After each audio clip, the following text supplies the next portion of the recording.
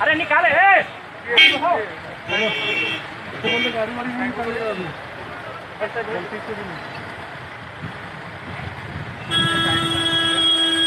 इसको तो थोड़ा सा रुक जाएंगे ना।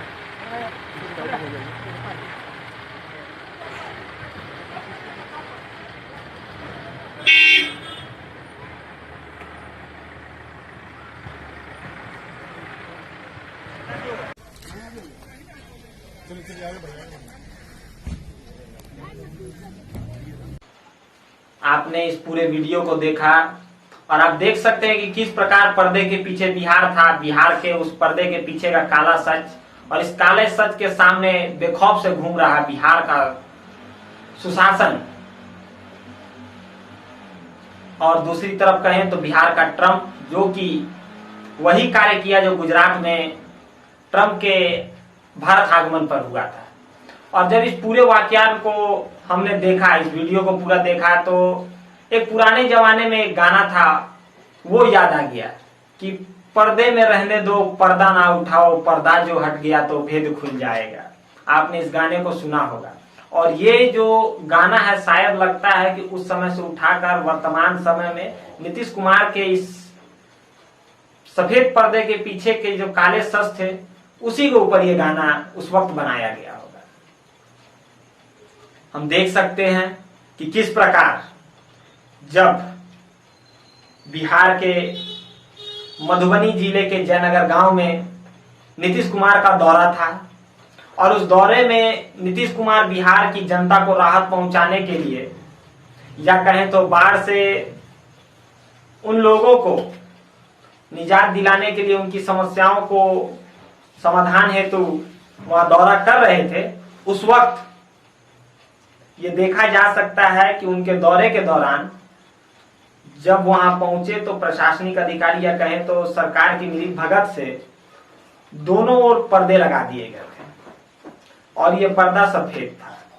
इस सफेद पर्दे के बीच में नीतीश कुमार थे, प्रशासनिक अधिकारी थे, बिहार के नेता और मंत्री थे, और दूसरी ओर उस सफेद पर्दे के पीछे बिहार के जयनगर उस गांव के रहने वाले गरीब गुरबा लोग, झोपड़ियां, और कहें तो वहां जो पक्के मकान नहीं बने हुए थे उसे ढकने का काम, या कहें तो उस सफेद पर्दे के पीछे, श्वेत पर्दे के पीछे का जो काला सच था उसे सामने ना आने दिया जाए।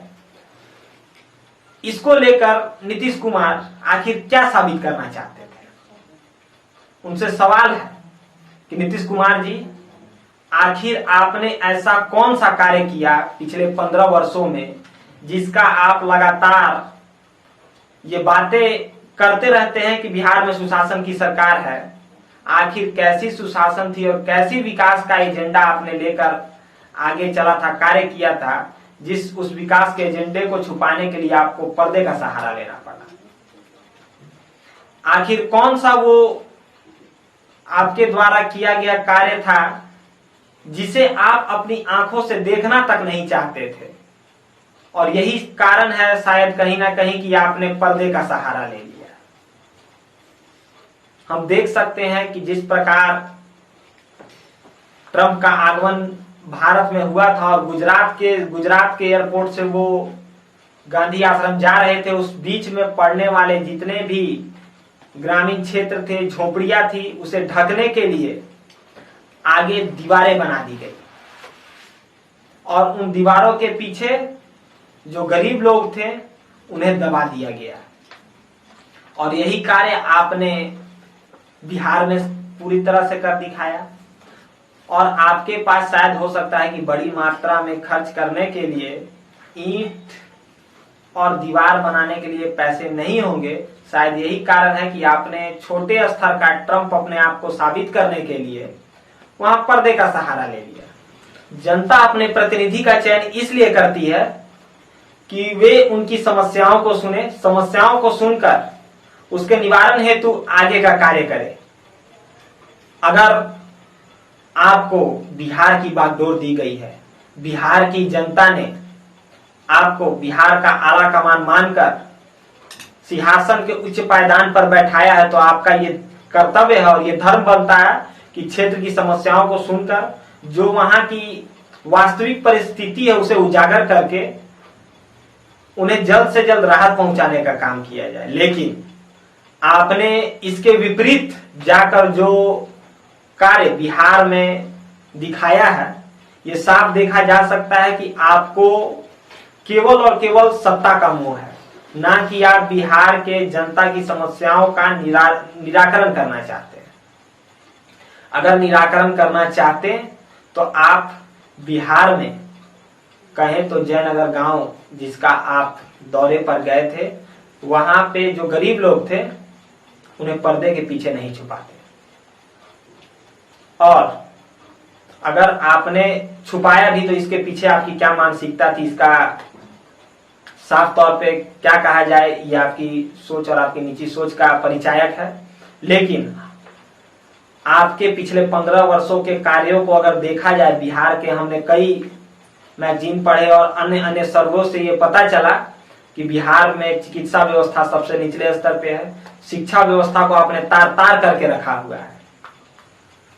आपके बिहार में ना भी एक कंपनियां हैं और ना ही इस क्षेत्र में कोई कार्य किया जा रहा है। और तो और बिहार में सबसे ज्यादा 40 लाख के आसपास मजदूर प्रत्येक वर्ष बाहर की ओर पलायन करते हैं।